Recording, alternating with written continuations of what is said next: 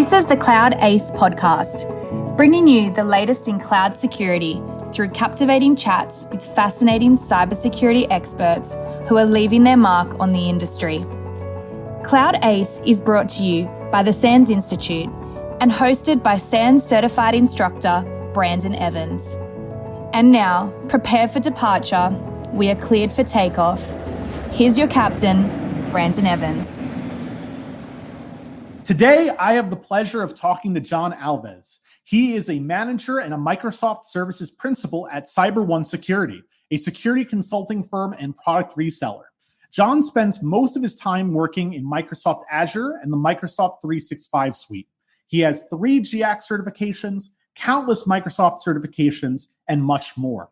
John and I met when he was my facilitator for my course, SEC510, Public Cloud Security, AWS, Azure, and GCP at the Cyber Defense Initiative in 2021. He absolutely crushed the course, winning first place in our class Net Wars competition and obtaining the coveted SEC510 challenge coin. It is no surprise that from there, John started TAing for the course. Now, I am so happy to see him start his journey to become a SANS instructor and teach 510. He even plans on contributing some additional content to the course.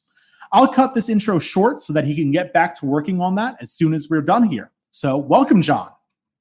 Hey, thanks, Brandon. It's awesome to be here.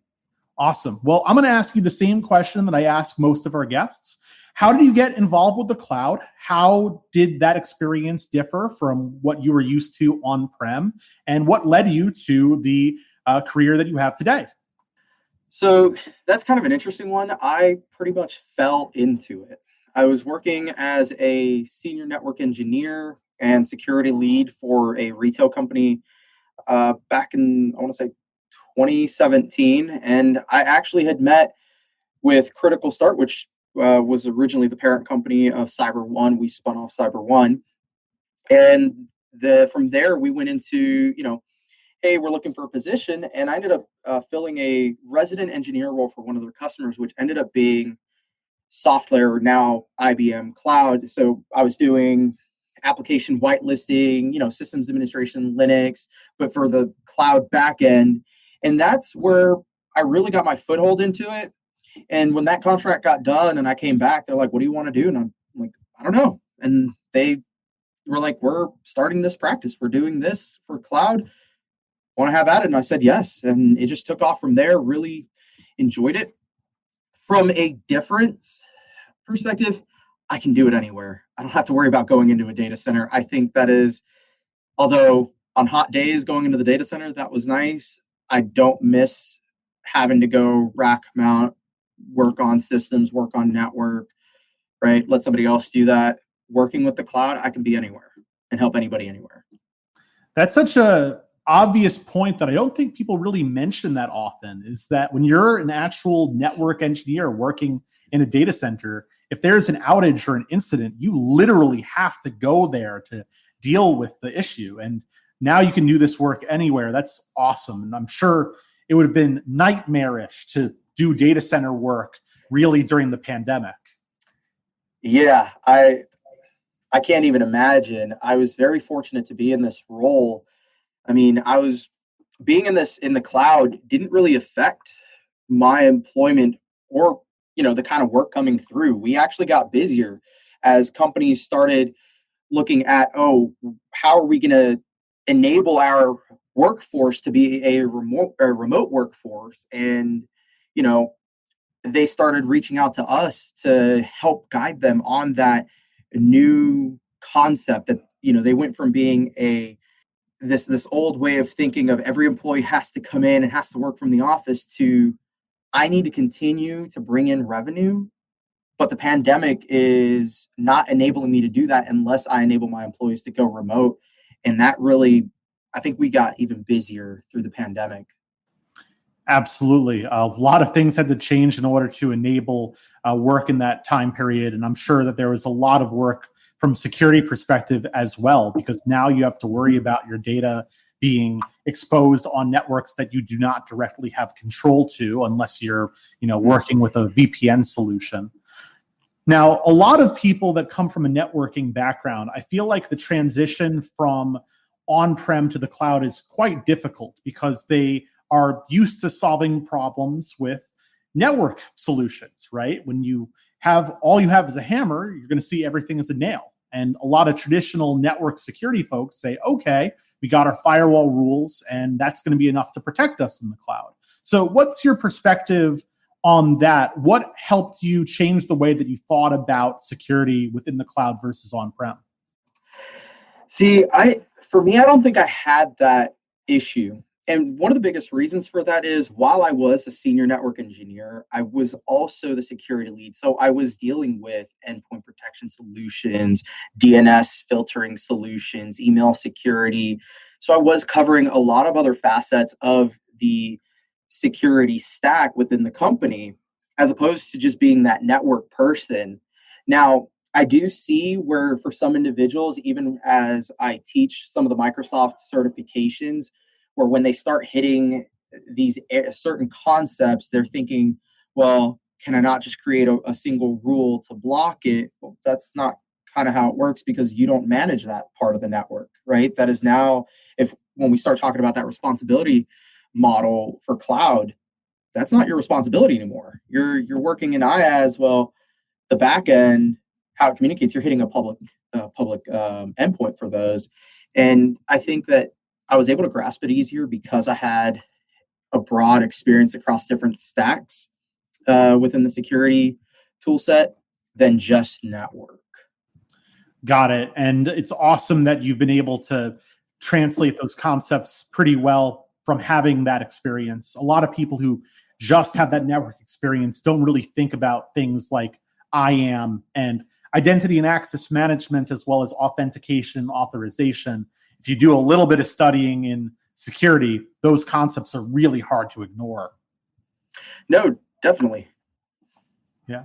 So you have a lot of experience with all three of the cloud providers, but your main area of interest and focus is definitely Microsoft Azure, and you have just so much knowledge in that area. I find myself learning about Azure when I talk to you myself, even though I wrote the course on public cloud security here at SANS. So when compared to the other big cloud providers, what stands out to you about Azure? What approaches do they take that are fundamentally different from the other two providers?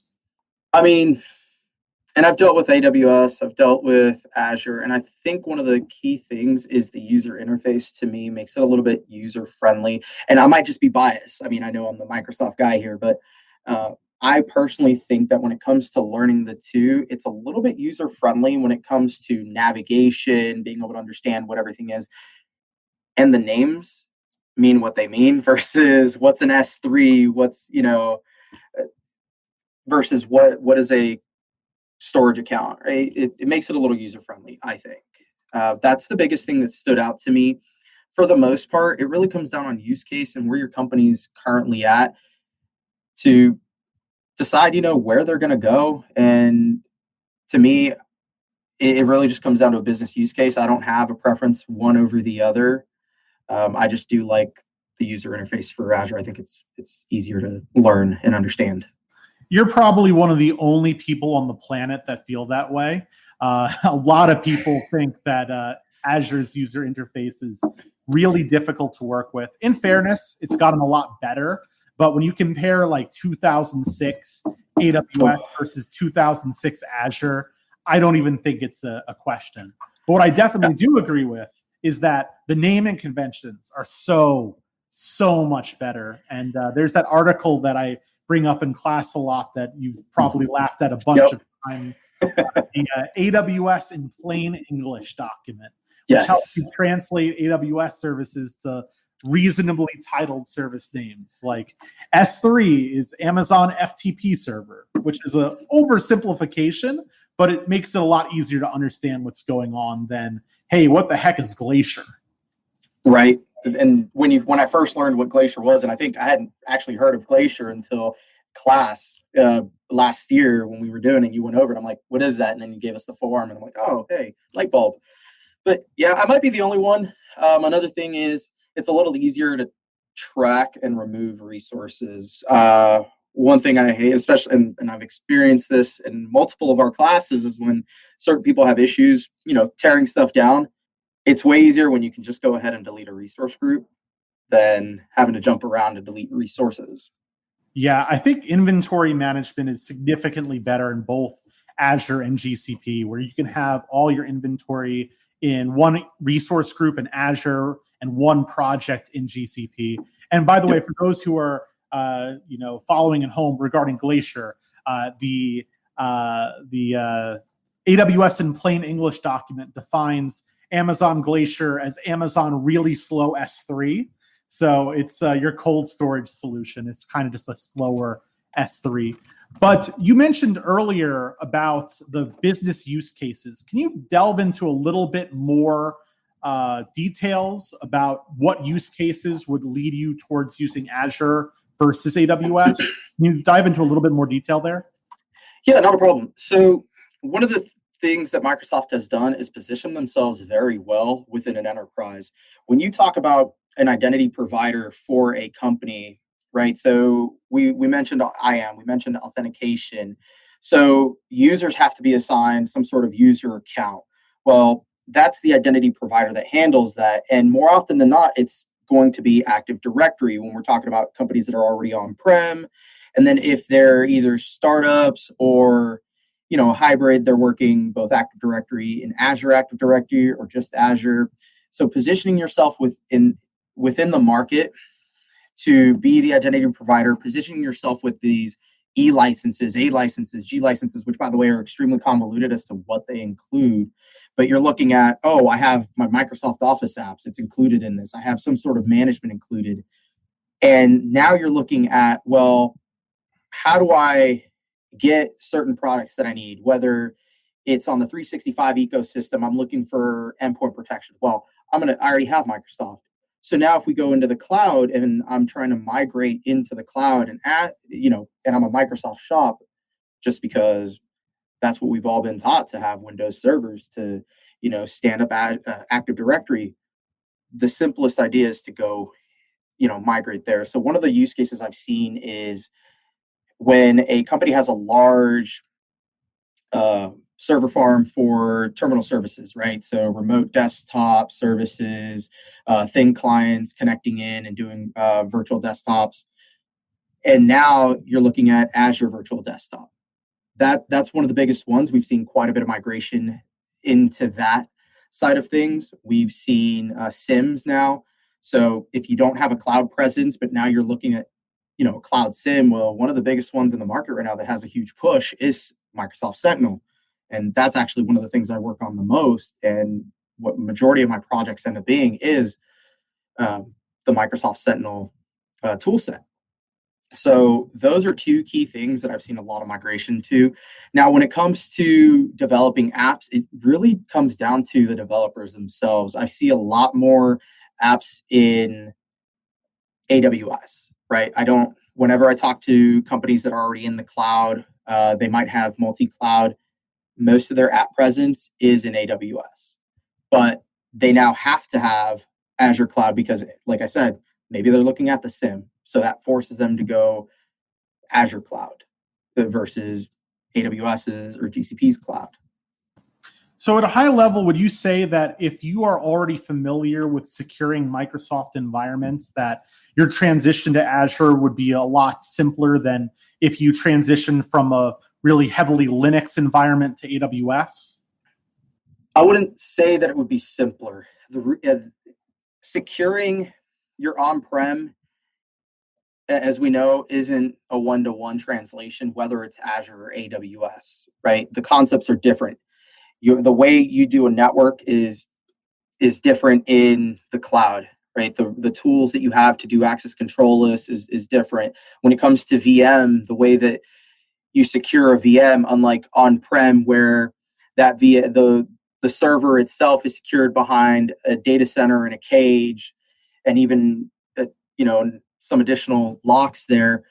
Well, now somebody can log in, and now you have to really heavily think about role-based access control, IAM permissions.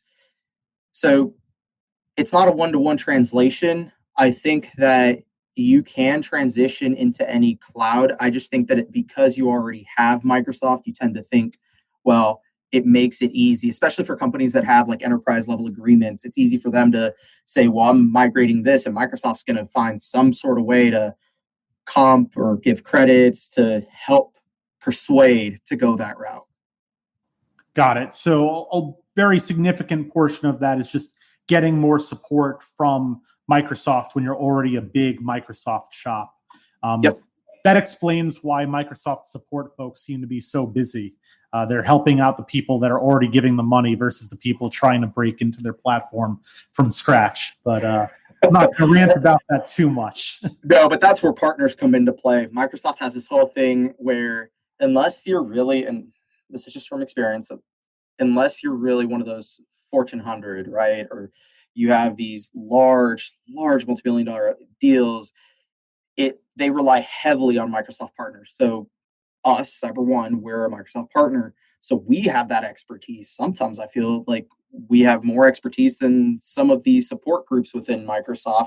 And that's just from speaking with customers that have had to deal with certain teams in Microsoft. And that's not a hit against Microsoft. I mean, such a large company that all these little teams are siloed. Yeah, and I can definitely compliment you for your immense experience troubleshooting issues that I personally have faced with regards to Azure. So I'm very happy to have a direct line to you for most things related to Azure. But just to get into the details regarding IAM and Azure a little bit more, you mentioned Active Directory, and then there's obviously Azure Active Directory, and people tend to think this is fundamentally the same service. How do you respond to that? Azure Active Directory is flat. So while you think of a hierarchy with Active Directory domain services, you think a tree. That's how you should think about it. When you think of Azure Active Directory, it's flat land. So it's completely different. It's all based off of, while you might think about objects and groups, it's all security groups and permissions. And you can assign them individually, you can assign them in groups, but it's flat across the board. The way it authenticates, it's completely different. Now, if you have a hybrid, now we're getting into some complex things, but apples to apples, no. Tree, flat. Sure. I mean, let's get into a little bit of those details. What about those hybrid environments marry these two technologies together? So you have Azure AD Connect. This is the utility that will go ahead and synchronize from your on-prem into Azure AD. Now, you don't have to sync everything. You sync what you want. So, of course, if you have on-prem admin accounts, you're not going to sync those up to your admin accounts in Azure. Just keep that separation, separate passwords, etc. But it will sync things based off of a key identifier, right, that is unique for each value, for each identity. And then this gives you, depending on the level of licensing that you have, here we go again with the licensing and Microsoft nickel and diming, right? But depending on the level of licensing, you might get some additional features such as password writeback.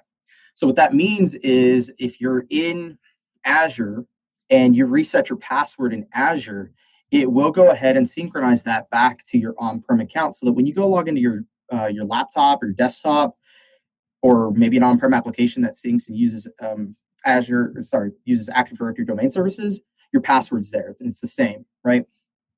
So that's one of those things that differs. You have to have certain licensing to do that. But then what about companies that already have federated services and they're using Microsoft Federation servers so that any type of authentication goes through the Federation server?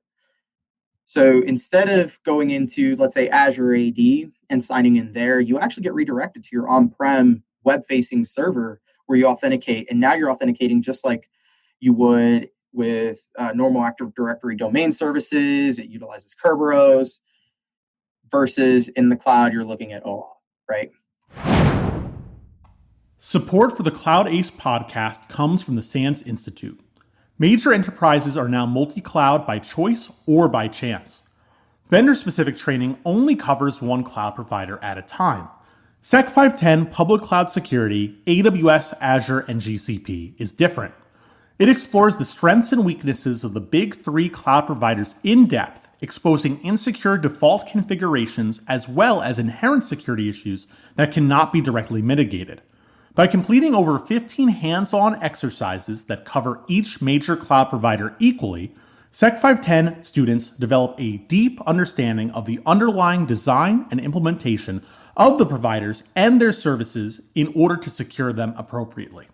Continue your journey in cloud security by visiting sans.org/sec510. I look forward to having you in class. Got it. So you can connect those two environments together, and maybe they make it a little bit easier than the other providers do, at least within a Microsoft shop, but you're going to have to pay a lot extra in order to make that happen just because they put everything behind the premium label. That is true, but the larger corporations, they already have licensing that includes this, right? You can already, even from a low licensing, you might not get password write back or some other capabilities, but you will get like pass the hash. So you might just be required to reset your password only on-prem or through a VPN as long as your laptop's connected to the VPN and can communicate with, your Active Directory domain services. But a lot of the times people don't even know that they have these capabilities because they just bought into the I need E3 or I need E5 because of maybe one or two tools like Defender for Endpoint or Defender for Office 365, which is email security, right? They just bought into one or the other and they don't understand that, I have licensing now in Azure for Azure AD that gives me additional capabilities to enable me to do, to have better synchronization between my on-prem and my cloud. Got it. And yeah, Microsoft is very successful with its bundles. It tries to get you to stay in the ecosystem by giving a lot of things away for free. I could talk about that for a while, but I want to stay on topic. Definitely have been frustrated by that in the past. But I wanted to get to Azure Sentinel because you mentioned that you spend most of your time there. And honestly, I'm not a SIM expert by any means. And I also haven't really played around with Sentinel, but I keep hearing about it being like the best of breed in terms of cloud SIMs. Why is that? What does it bring to the table that, let's say, a CloudWatch or a Google Cloud Logging does not? So I would say one of the biggest things is it can bring in any type of log. And I know that's a big statement, right? I can ingest anything.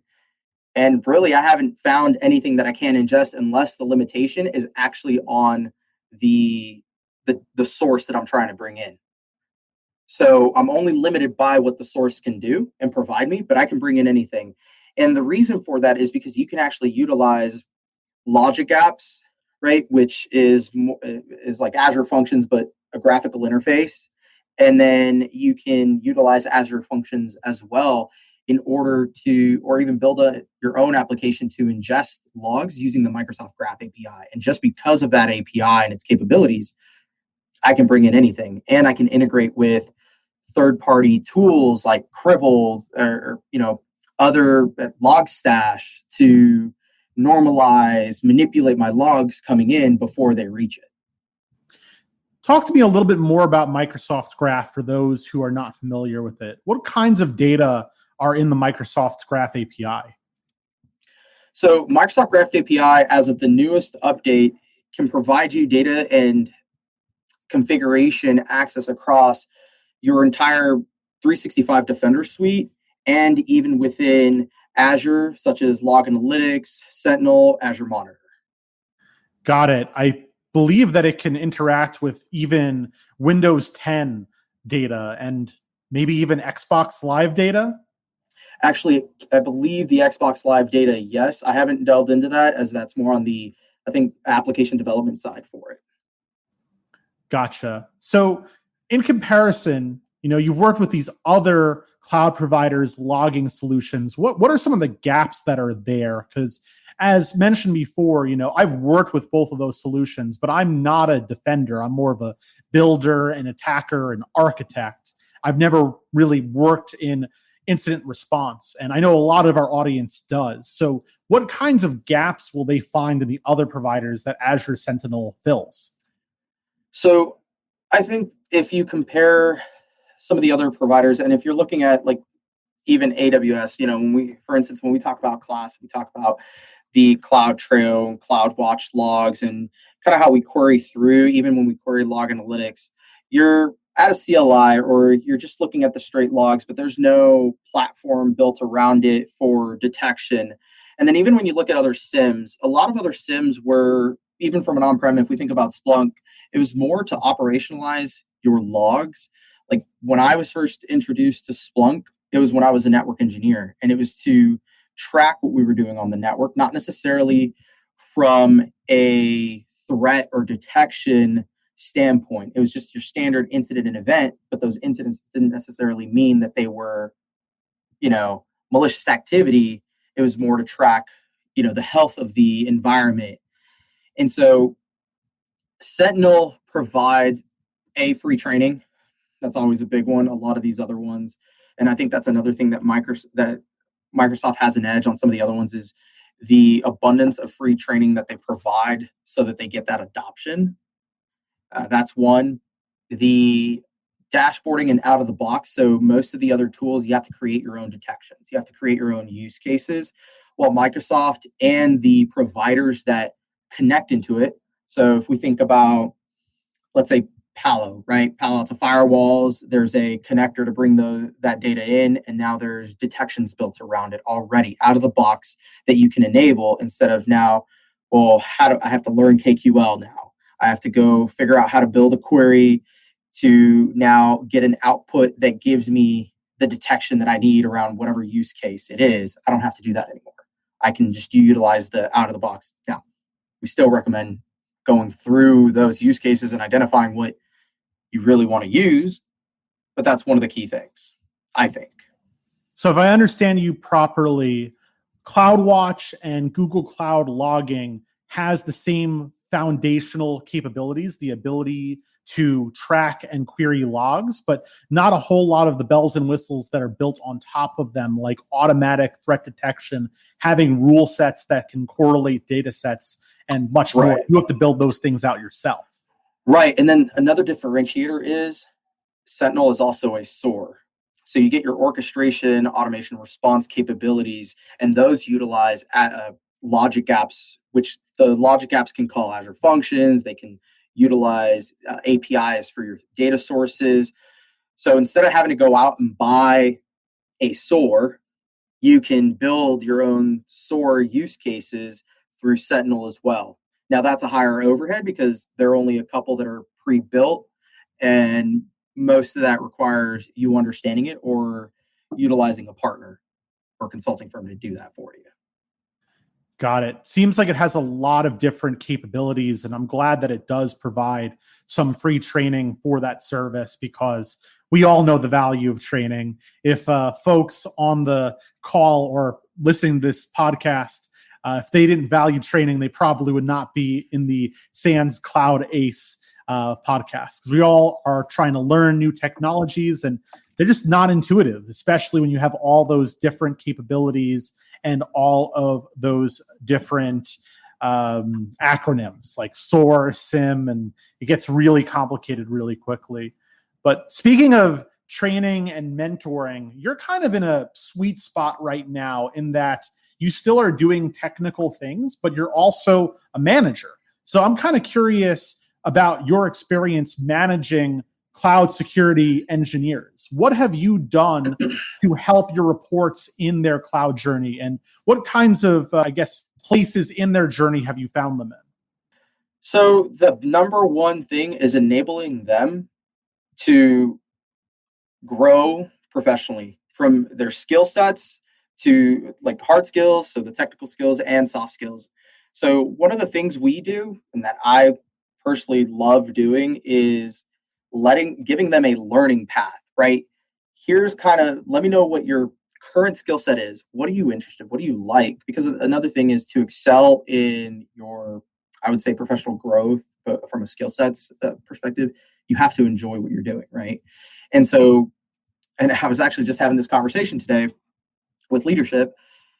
We define a learning path based off of, where they come from. So what they already know, both from an on-prem, cloud, security, and then where we have gaps in skill sets or where we want to, add additional bodies, right, within this skill level or this technology, and then couple that with what they like, and then enable them to go learn, go do the training. We also teach internally. So I teach the Microsoft certifications internally, and then I enable them to teach it as well so that it solidifies their foundational knowledge.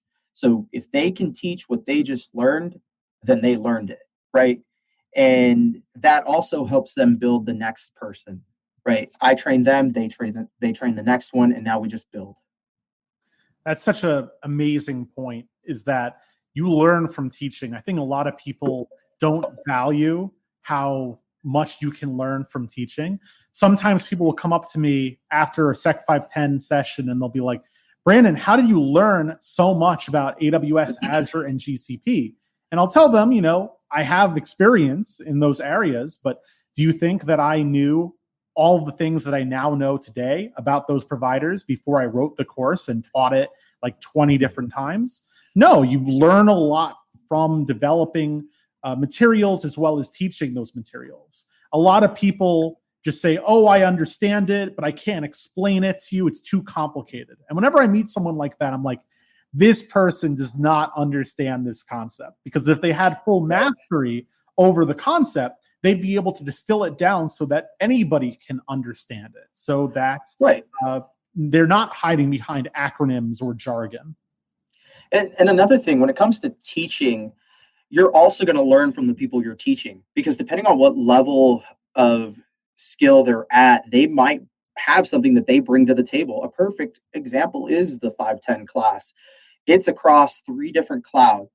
You wrote the course across all 3 clouds, right? But when we look at the class and the attendance, I was primarily Azure with lower knowledge or expertise on the other 2 clouds, whereas other individuals in the class were experts in the other clouds. And that allowed for some really good discussions and comparisons between the 2, where I learned a lot, not just about those clouds, but about the differences within the cloud that I'm an expert in and excel at. And that helps me as a principal, as a solutions architect, to better understand and better convey any messages I need to around the products and services within that cloud to my customers. Absolutely. And it's so important to have some humility when you're in one of these classes or in the industry in general. I find myself learning stuff from my students all the time. And especially within the cloud, you just simply cannot know everything. One of my favorite things to discuss on day 1 of the class is we talk about the different issues that come about when we implement a multi-cloud strategy. And I talk about securing a single cloud. And I ask folks, hey, who here can secure all 175 quote unquote fully fledged services in AWS? And no one raises their hand. I certainly don't raise my hand, because no one can possibly know all of those services. And then in a multi-cloud environment, you're approximately multiplying that issue by 3. So there's always more to learn. Exactly. And that goes back to, how do I enable my team? Well, I'm an expert from a Sentinel side. But while I can say I'm an expert at some of the other products, I wouldn't consider myself the top within our team. I have engineers on my team that are experts within a specific technology, maybe within Azure. They're best at deploying WAFs, firewalls, maybe the network side. Maybe I have somebody on the 365 ecosystem who is great with email security. That's their passion. They're experts there, but they can still do all the other stuff. And so if I ever encounter something that I don't know, more than likely they do, because all of us have something that we excel at within the different clouds. Got it. And specialization is obviously something that's necessary in one of these environments. I am curious, though, of the skill sets that you see that the folks that you work with, the skill sets that you don't have the highest skill in, what's like the next area that you really want to dive deep into and learn more about?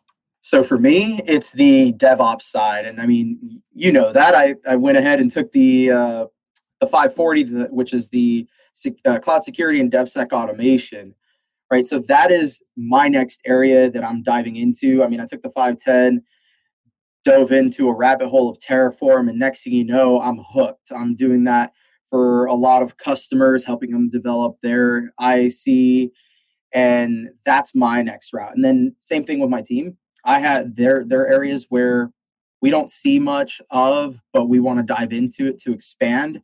And I'm letting them, at this point, there's certain areas they want to dive into, and if it fits, go for it. Here's your part of your learning path, and here's kind of where you're going to expand and specialize in other areas. And to tie that back into the previous conversation, it's got to be something fun, something that they're interested in, or something that you can get them interested in, because, at the end of the day, people are going to learn things that are interesting to them. It's very hard to drag someone to understand something that they are fundamentally not interested in or are even averse to. So it's good that you all have the open mind to allow folks to go into whatever areas they want to. I think that's really, really important. So we're going to have to wrap up soon, but I have to ask you now a little bit about your experience getting involved with SANS, because I'm sure there are some folks who are listening to this podcast who've taken some SANS classes or are about to take their first SANS class, and they check it out, and hopefully they love it as much as I loved it the first time that I checked it out. And they may eventually say, hey, I want to facilitate, or I want to be a TA, or I want to be an instructor or author one day. I'd like to get your perspective of how you got involved with SANS, how it went. Were you intimidated? Was it natural? And what other advice you would give folks trying to go down that same journey? So I got involved because I was over at IBM Cloud and had to deal with the application whitelisting, and this ran on Windows servers. So I had to administer a lot of Windows servers, do a lot of PowerShell, and harden these systems. So they wanted me to go take the SEC505, which, by the way, is a tough course. It is a lot of information. It is way more information than we did. That's for sure.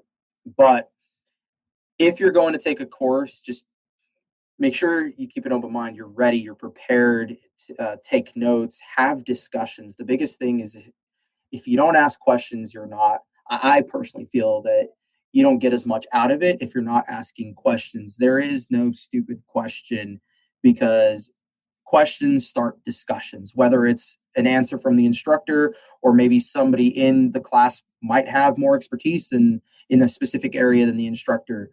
I'm always having little conversations around Microsoft when we do the SEC510, but enjoy it, ask questions. And then if you want to pursue it further, I love the whole facilitator piece. My first class was not as a facilitator, but the facilitator in that class is the one that got me onto the work study program, and how beneficial it is because of the perks, the ability to meet other TAs, other facilitators, actually get to interact a little bit more with the instructors as they show up the day before, and learn about others' experience with other classes. And now I've been doing that when it comes to the work study, don't get down if you're not selected. Just keep applying for the ones that you are going to be available for. Also, if you have an employer, make sure that they're aware that you're trying to do these things. That's one thing I was very transparent with, my employer, as you got me hooked. You sent me to one class. I want to do more. Here's where you're having me go down the cloud route. So I said, I have a learning path for SANS that I've provided them, that changed a little after I got really hooked on wanting to be an instructor for the 510. So that shifted since, but mainly be transparent with them and let them know what you're interested in and how that benefits the company, right? And that, there's this work study, you get it cheaper, and, you get to learn a lot. You get to bring that expertise back and apply it day one. I know we all hear it from all the instructors. Hey, all this gets to be applied day one, but it's true. You can take the knowledge you learn in class and come back and apply it day one. I did that with the SEC505. I did that with the SEC510. I did that with the cloud design one, and I already did that with the DevSec one. Day one, I was able to come back and start applying the knowledge and the skill sets. And if you want to be an instructor, talk to the instructors. Brandon, you've been great. You've, given me advice. All the other instructors, Ken, the Jasons, because there's a couple, and everybody's given different pointers, different, tips on how to better yourself and your soft skills and how to get it, prepare yourself to become an instructor and what to do.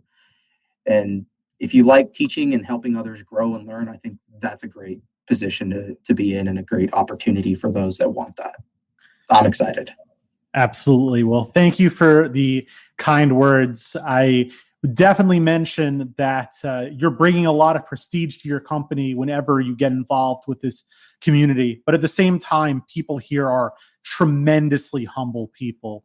We have experts that have done so many incredible things in government or the private sector, folks that have been in the news or have been expert witnesses, and yet at the same time, all these people just really want to help their students and the people that want to get into SANS themselves. We're all here to help each other out. We're stronger together and no one knows everything. So by mentoring someone else, hey, I'm able to learn something from them and we're all going to get better in the end. So I'm really happy to have you as a part of that. And I hope that other people get to work with me in the future in a similar capacity. But before we wrap up, where can we find you online, John? So you can find me on LinkedIn for sure. So under John Alves, or you can search, for CyberOne Security or CyberOne LLC. You can also find me on Twitter at CyberLowdown. Yes. Awesome. Well, thank you so much for coming here. We already talked a lot about the great SANS resources out there and the great courses. But for those who have not yet visited sans.org/cloud, you got to check it out, see some of our free resources as well as the courses and figure out where you should be investing in next. Figure out your own personal learning plan. So, John, once again, thank you so much for joining us, and I hope you have a wonderful rest of your day. Thanks, Brandon. It was awesome. I enjoyed it, and thank you.